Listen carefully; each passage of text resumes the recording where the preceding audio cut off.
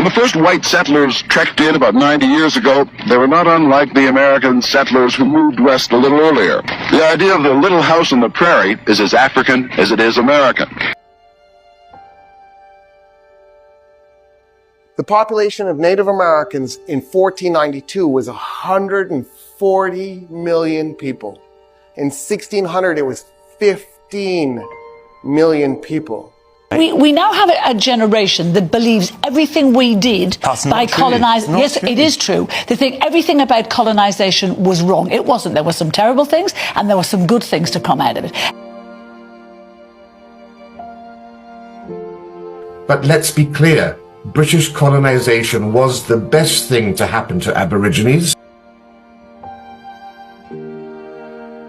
What it found was that there was wide-scale human rights abuses committed against Aboriginal people and a genocide committed against Aboriginal people from colonisation when the population of Aboriginal people in Victoria was decimated. It looked at the massacres committed against Aboriginal people, it looked at sexual violence committed against Aboriginal people in Victoria, linguicide, the removal of children, the continuing struggle Aboriginal people have in accessing their own documents about their own history from state institutions and from the government.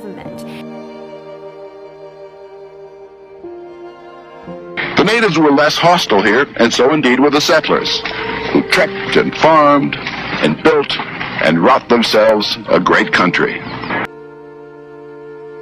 Yes, it is true. They think everything about colonization was wrong. It wasn't. There were some terrible things and there were some good things to come out of it. And that is about properly acknowledging your past. Education. Yes, completely. Sanitation. Transportation. Yeah. There was so much that we brought to communities.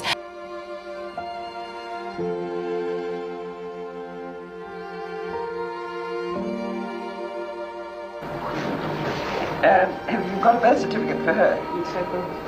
It's a boy. It's a boy? Oh goodness, sorry, I thought it was a girl. And his Christian name? Jean Sinclair talked about the case she was dealing with.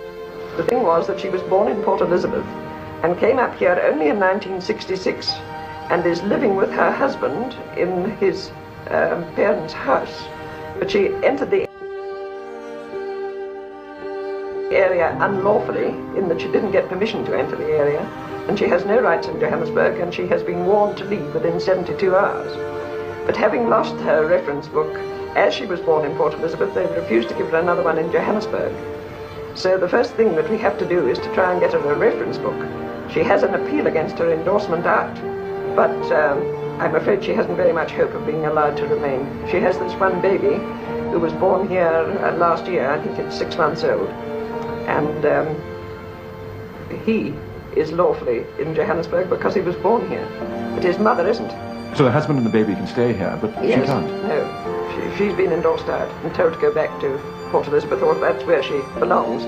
But she's also lost her right in Port Elizabeth because she's been away from there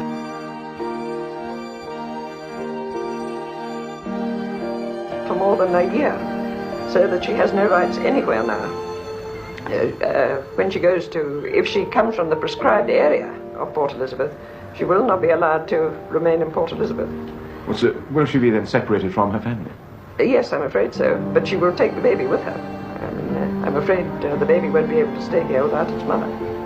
So the baby will lose its rights in Johannesburg as well. No, I'm saying that colonisation, the empire was wrong. It was wrong, full stop. That's, you know, the things that Britain might have done. But that's very much through your modern sensibilities, you might say that, because we wouldn't now routinely go into other countries. It was a profoundly racist set of basically invasions of other people where we subjugated people to our rule and sort of made them work for us. It was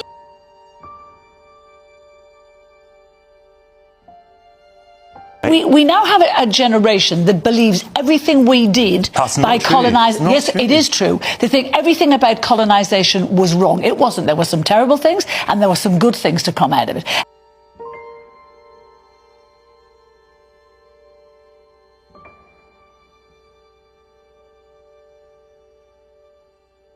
Ambitious plans have been made to aid the African and to build a new future for him. The criticism that Europeans ignore the welfare of Africans is being countered by a higher standard of living.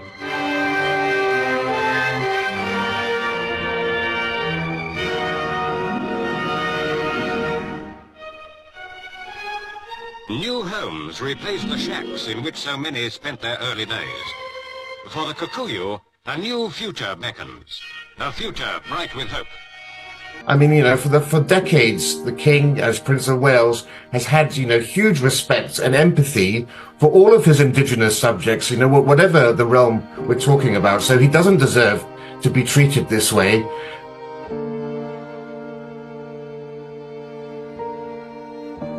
Poor living conditions were the breeding ground of disaffection. Agitators urged some of the Africans to free their country of the white man. There is little reliable information about the setup of the terrorist organization, for few members even know from whom they take their orders. They obey blindly, savagely attacking the defenseless, burning, looting, murdering. Kenya is the battlefield of a conflict that cannot end. The conqueror writes history. They came, they conquered, and they wrote. Now you don't expect people who came to invade us to write the truth about us. They will always write negative things about us. And they have to do that because they have to justify their invasion.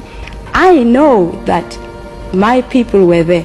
We don't write our history. It has always been handed down to us orally by our elders. Of course, the white man came and he writes history. In fact, you don't know anything about any place until the white man gets there. The white man comes to any place, nothing lives. It's only when he comes and says, "Boof, I've discovered you, now you exist," which is ridiculous. No, again, that I am right. And because I am right, I know I will win, because the truth shall never be covered by lies. It was a profoundly racist set of basically invasions of other people where we subjugated people to our rule and sort of made them work for us. It was. Could imagine yourself in the shoes of a 13-year-old boy hearing you say that. Yeah.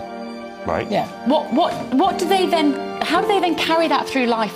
Well, in terms of who I am as a Brit. It's not about. Europeans come to this continent, literally ethnically cleanse the indigenous population out of existence, kill them on a scale that has hardly been equaled, and refer to them as savages. That's an achievement. Who's the savage? All this talk of illegal migration in Europe, in the United States, it ultimately comes down to a contest of what is governance. Who is governed? Which countries are governed well? And if so many of these countries around the world are incapable of governing themselves, then it's time for us to just put the imperial hat back on to say, we're going to govern those countries if you're incapable of governing yourselves, because enough is enough. We're done being invaded. Because our own national security risk is there. Exactly. National security interests are at stake. You can say that about pretty much all of Africa. They're incapable of governing themselves and benefiting their citizens. Most white people in America and Europe believe about their history is not history at all. It's mythology, designed to produce a specific kind of person. A person who does not feel guilty. A person who does not feel accountable. A person who does not feel responsible for ever changing anything because they don't think they're doing anything wrong. They're taught that their ancestors were pioneers. Their ancestors were explorers and builders of civilization. That they've brought progress and democracy and enlightenment to the world. They hear about the Renaissance. They hear about the Industrial Revolution. They hear about the Age of Discovery, and so forth and so on. And not about enslavement, not about genocide, not about the theft, not about the destruction that their people are responsible for. They're not taught that their prosperity was built on unimaginable suffering. The ideology of colonization as the civilizing mission, which claimed a moral duty to spread European culture and religion, served as a justification for imperialism rather than a genuine, benevolent act. Evidence of its destructive nature includes the dismantling of local governing institutions, the imposition of foreign rule, the theft of wealth, and the subjugation of indigenous peoples, leading to deep-rooted social, economic, and cultural harm that persists today as poverty and socio-economic exclusion. Colonization was not a civilizing mission, nor was it an exchange of culture or mutual development. It was an organized system of invasion, extraction, and domination carried out by European powers for their own economic and political gain. When colonizers arrived in Africa, Asia, the Americas, and the Pacific, they did not come as guests or partners. They came to exploit. They came as occupiers. Land, labor, and resources were taken by force, and indigenous populations, who are the rightful owners of those resources, were treated as obstacles to wealth, not as human beings with rights, sovereignty, and civilizations of their own. The word colony itself is rooted in control. It implies ownership, dependency, and subjugation. This entire time, Africans, Caribbeans, Asians were indoctrinated to believe that they were dependent on the colonizers, when the reality was the colonizers were dependent on them. If you divide the world into rich and poor countries, global north and global south, and you net out all the global financial transactions, net transfer, meaning you include exports, imports, interest payment, debt payments, charity, foreign direct investment, all the global transactions, financial transactions, including illicit transactions, you find that the global north takes $2 trillion a year from the global south. Entire communities were stripped of autonomy, while foreign governments declared authority illegally over territories that were never theirs. Colonization was the illegal imposition of foreign laws on sovereign lands with indigenous peoples, resulting in the theft of resources in accordance with foreign legislation for foreign benefit. Whereas today you find reparations and restitution for the exploitation and theft from these foreign lands, which would be justice for the illegal theft in accordance with foreign governance, is dismissed as trivial, and the claims are said to be unquantifiable. And yet, historically, they are quantifiable. These colonial powers drew new borders, installed foreign systems of law, and imposed governance with no consent from the people who were already living there. Colonization was not accidental.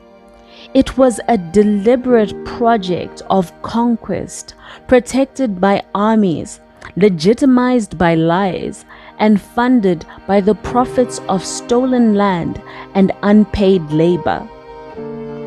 Slavery, by another name.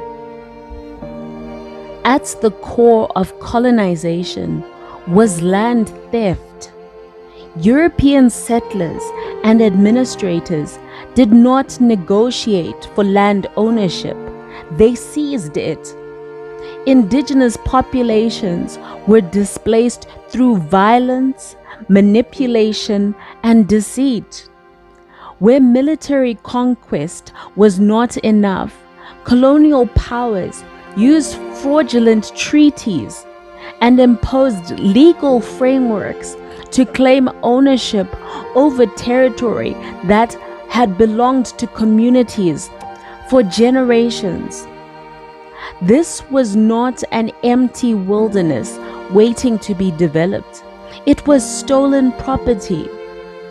In many parts of Africa and the global south, land was declared crown land or state land simply because colonizers wrote the laws that justified their own theft for their own benefit at the detriment of indigenous populations.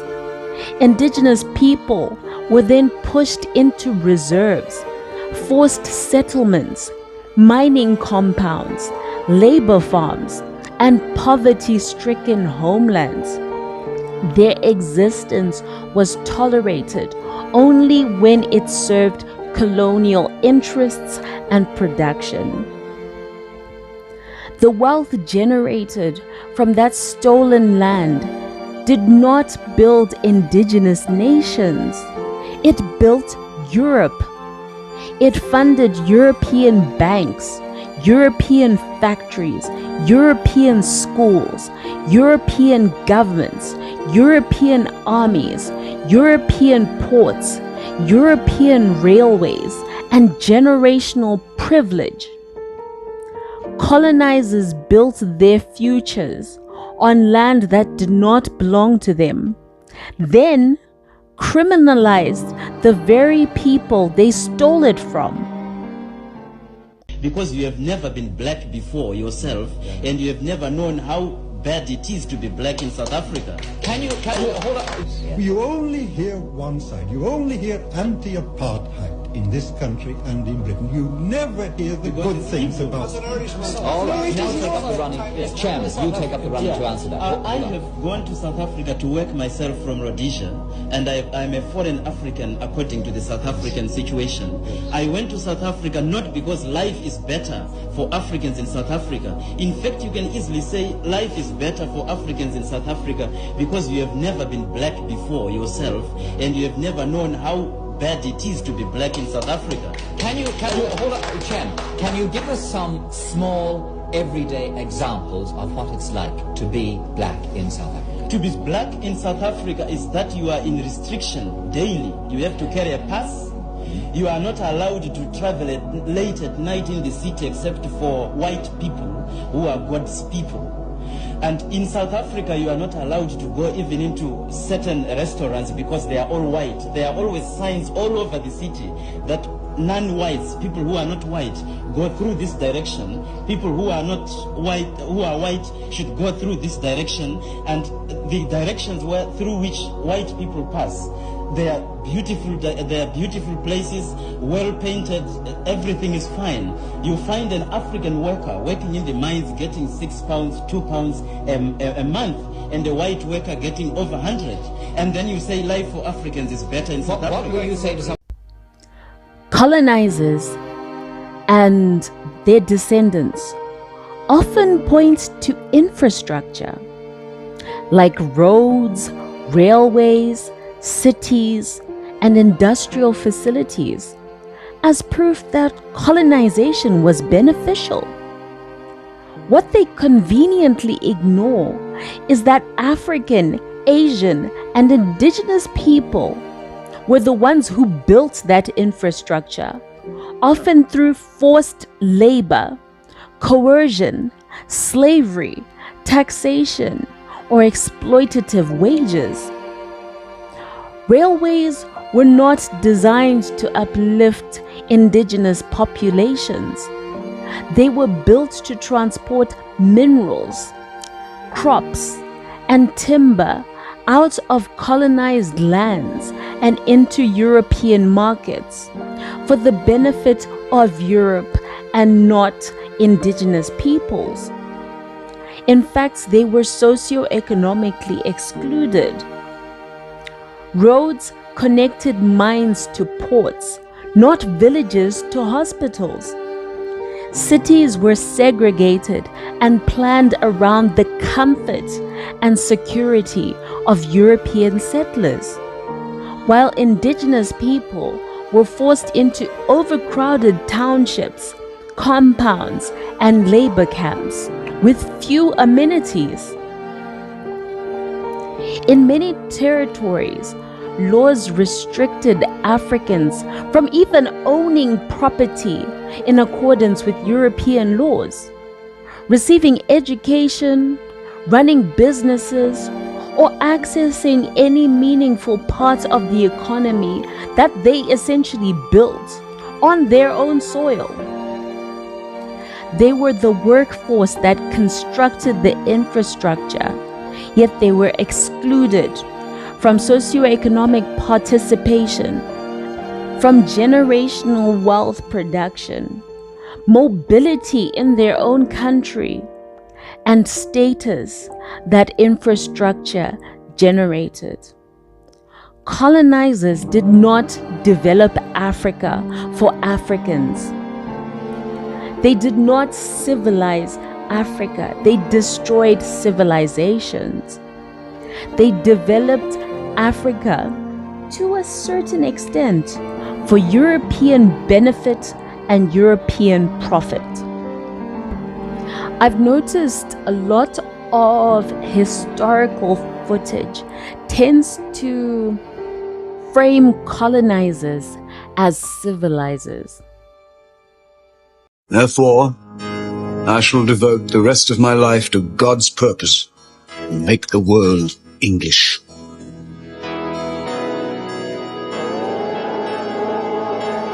I shall work for the furtherance of the British Empire, the bringing of the whole civilized world under British rule, for the recovery of the United States of America, for the making of the Anglo-Saxon world into one empire.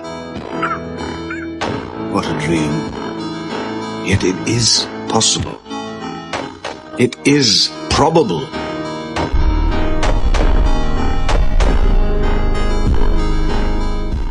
In other words, colonizers brought civilization to indigenous populations. Civilization, according to colonizers, was just a mask for plunder. To disguise the exploitation, colonizers crafted a narrative that they were bringing civilization, Christianity, progress and development to so-called backward and primitive peoples. This lie served both as propaganda and justification for atrocities committed against indigenous peoples. They criminalized indigenous beliefs, cultures, languages, and governance systems, labeling them not only as inferior or savage, but as destructive and detrimental to progress, while presenting their own systems as the only valid form of order. Religion, education, and bureaucracy were weaponized to control populations. Missionaries often acted as cultural agents of conquest, undermining local spiritual systems while normalizing European dominance.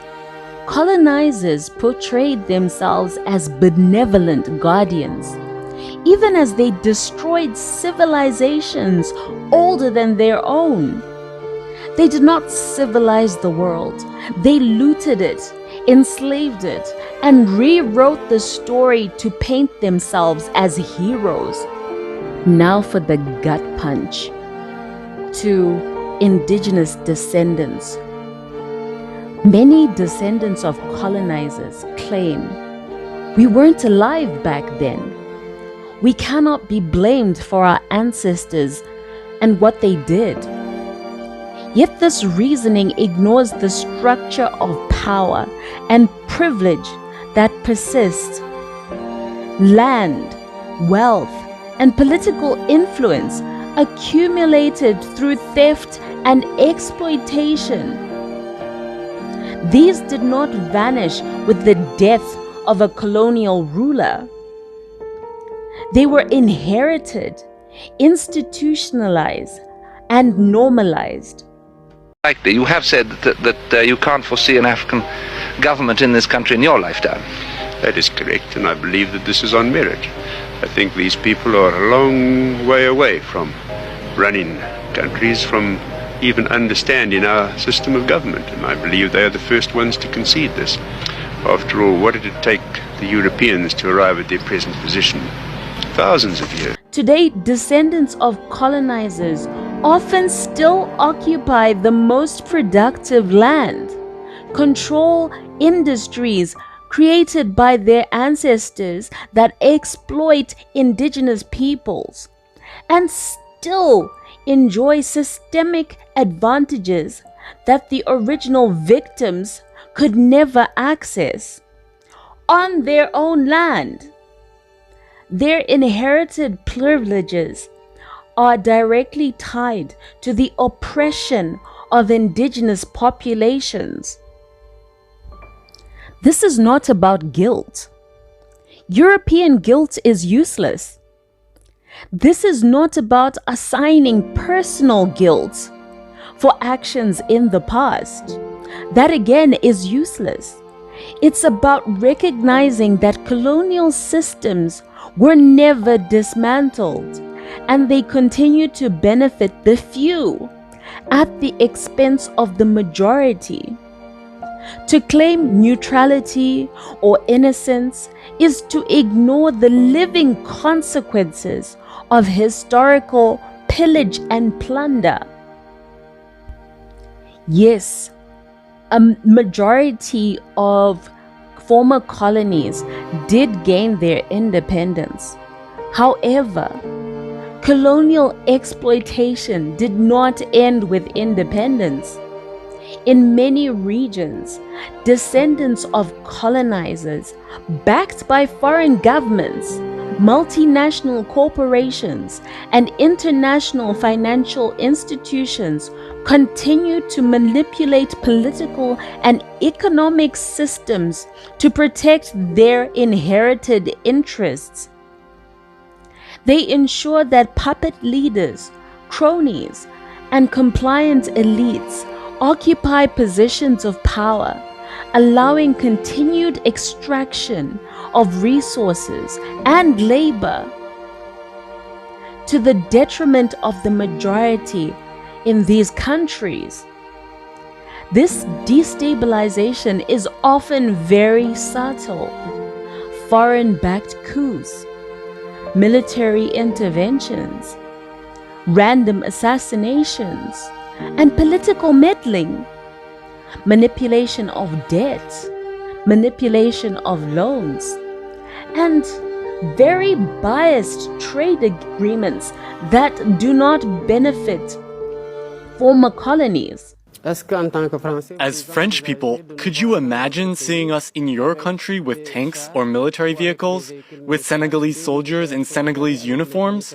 That's what history has been like. France has enslaved, colonized, and remained. Then you get the guise of non-governmental organizations and development programs that too often prioritize foreign corporate profit over local needs.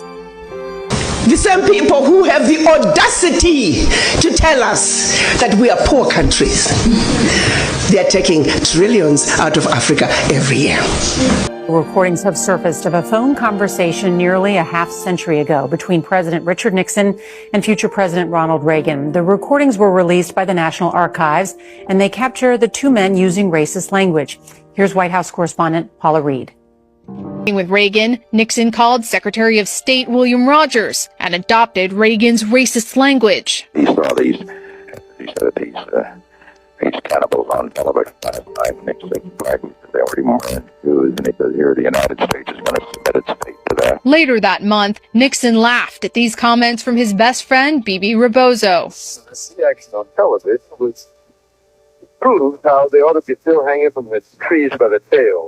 And then one might say, why is it that African leaders haven't done anything about this deplorable situation? Well, let me tell you, my brother and sister, they have tried. Documented to this day, 22 coups where leaders were assassinated. All this talk of illegal migration in Europe, in the United States, it ultimately comes down to a contest of what is governance. Who is governed? Which countries are governed well? The first 7, when they decided they were pulling out of the CFA and that they're going to print their own money, they were assassinated. And if so many of these countries around the world are incapable of governing themselves, then it's time for us to just put the imperial hat back on to say, we're going to govern those countries if you're incapable of governing yourselves, because enough is enough.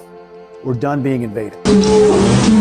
Every time an African leader has tried to do what's best for their country, they were assassinated. Majority of them aided by France. Because our own national security risk is it. Exactly. National security interests are at stake. You can say that about pretty much all of Africa. They're incapable of governing themselves and benefiting their citizens.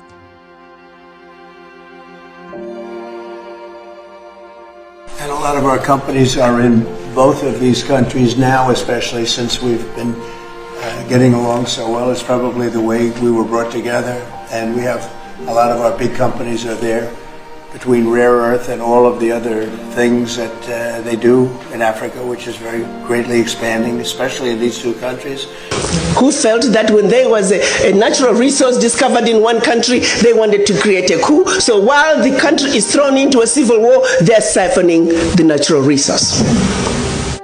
And the result is a cycle where indigenous populations remain marginalized. Their lands and resources continue to be exploited.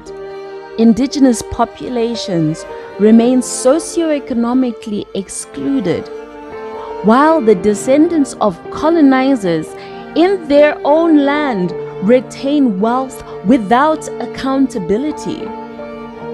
India produced about 25% of global industrial output from the 1st century AD to mid-18th century. Under colonial rule, India went from selling its finished products and getting paid in valuable metals to selling raw materials and buying finished products from other countries. During World War II, millions of people in the Bengal region died of famine when Winston Churchill boosted the buffer stock of wheat for future storage if the British never had come to India. Today, India will be one of the richest countries in the world. The British built railways in India primarily for their benefit, and Indian taxpayers funded the construction through heavy taxes. Most of the profits went to the Britishers' pocket. It is estimated that in 200 years, Britishers looted a huge amount of $45 trillion from India. Next, colonizers rarely respected the history, the culture, or the governance systems of the people they dominated. Languages were suppressed, spiritual systems were vilified, and laws were rewritten to favor foreign rule. Indigenous forms of governance were dismissed as invalid. Traditional leaders were either co-opted or removed. Education systems focused on producing obedient laborers rather than empowered citizens. Civilizations that had flourished for centuries were rewritten in colonial narratives as uncivilized and chaotic, all to justify foreign domination and exploitation. In reality, these societies had their own complex legal, cultural, and economic systems that were destroyed, marginalized, and criminalized. Now we have a controversial case study in land theft. Consider the Afrikaners in South Africa. They were not indigenous to the land. They arrived as European settlers. They claimed sovereignty and then systematically seized vast tracts of African territory. Using Western legislation and colonial courts, they disregarded indigenous customs, governance, and land tenure systems. Indigenous communities were removed from fertile land, confined to reserves, and stripped of political agency. And yet today, the descendants of these settlers continue to benefit from laws, property rights, and economic systems built on stolen land. Why should such theft be enshrined as law? Why should the imposed legal frameworks of colonizers be respected over centuries of indigenous governance? These structures were designed to oppress. They are still presented as legitimate, while the people who were dispossessed continue to fight for justice while living in poverty on their own land. Education. Colonial education and economic systems reinforced inequality. Schools for indigenous populations were deliberately underfunded and designed to produce laborers, not leaders. Economic policies prioritized the export of resources to Europe, while local populations remained impoverished. Taxes, forced labor, and restricted land ownership ensured that wealth accumulation remained in the hands of colonizers. I need to make mention of this. Indigenous people were taxed by the government of foreign colonizers, while indigenous people had limited opportunities to improve their socio-economic status. Even in post-colonial nations, these structures were rarely dismantled. Economic dependency, land inequality, and education gaps are living legacies of colonization. Check New Zealand, Canada, Australia, Africa, South America. The most exploited populations during colonization are still the same populations predominantly living in poverty and socio-economic exclusion. Descendants of colonizers continue to benefit from these imbalances and the systemic oppression of indigenous populations, often without acknowledgement nor accountability. Colonial powers consistently framed their conquest as moral and civilizing. The narrative of bringing Christianity, education, and modernity was used to disguise theft, exploitation, slavery, and resource extraction. Indigenous labor built the mines, ports, railways, and farms that fueled European economies. Yet the wealth flowed outward, while local populations remained marginalized on their own land. This deception served multiple purposes. It justified violent displacement and land theft as benevolent intervention. It framed colonial rulers as protectors of all things, rather than as what they were, exploiters. It created a moral cover for centuries of economic plunder, cultural erasure, and human suffering. The truth is clear.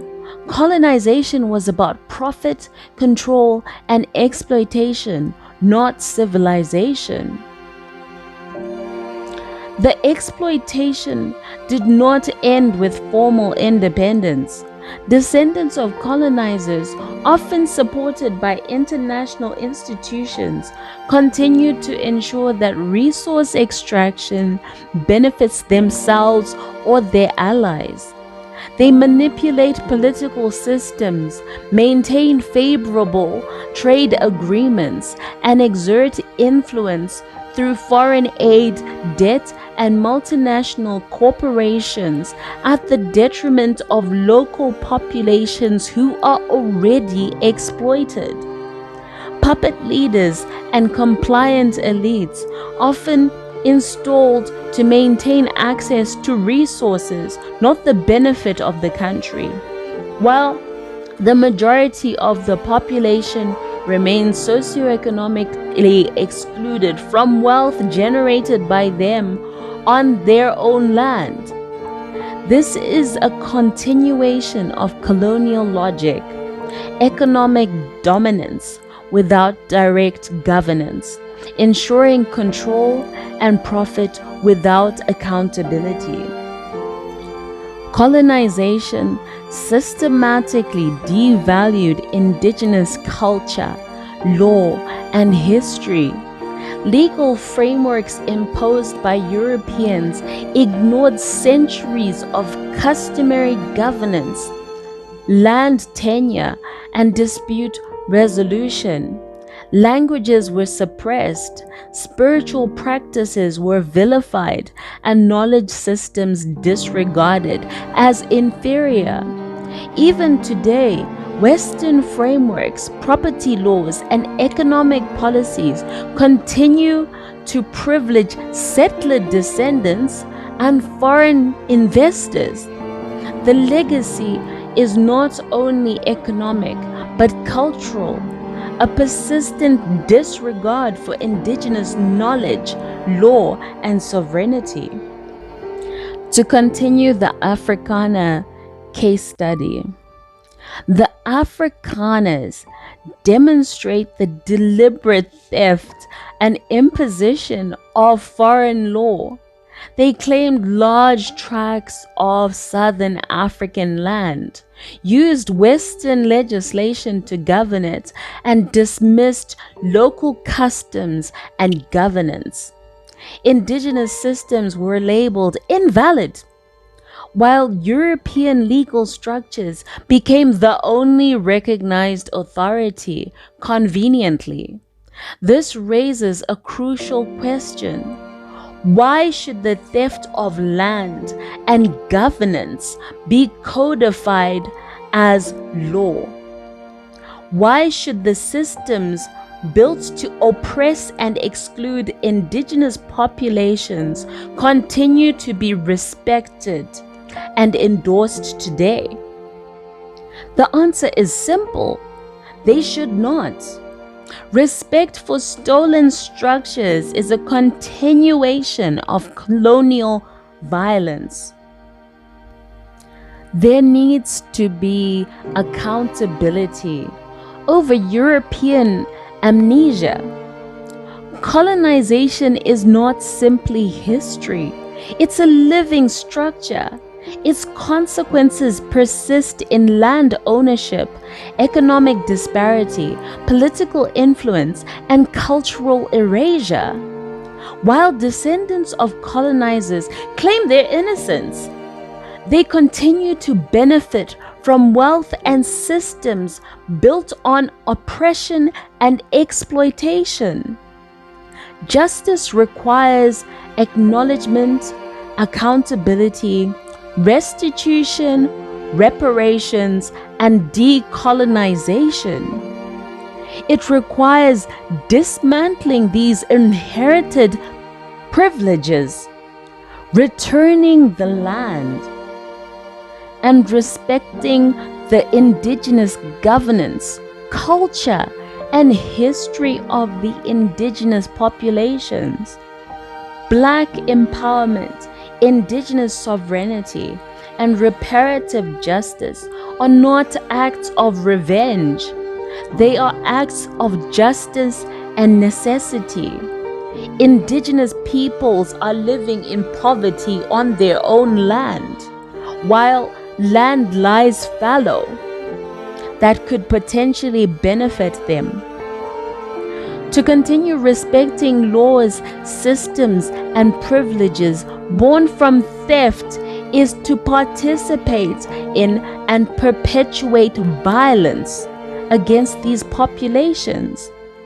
Colonization may have begun centuries ago, but its accountability has to begin now. It wasn't poverty or corruption that created Africa's instability. It was intentional. It was engineered. European nations carved up the continent through the Berlin Conference in 1884 without a single African in the room. They looted resources, enslaved labor, and forced artificial boundaries on hundreds of ethnic groups. Then, when Africans fought for independence, the US and its allies panicked. They couldn't let Africa govern itself, especially if it meant socialism, Pan-African unity, or keeping its wealth. So, and tell me if you heard this one before, the CIA stepped in. They overthrew leaders like Patrice Lumumba in the Congo. They backed dictators, funded civil wars, and armed rebel groups just to make sure Africa stayed divided, dependent, and exploitable. Every time a country tried to rise, the West made sure it fell, if not by force, then through debt, trade, manipulation, or military intervention. So when people ask, why is Africa like this? The answer is simple. It was never allowed to heal. It was never allowed to grow. It was never allowed to be free.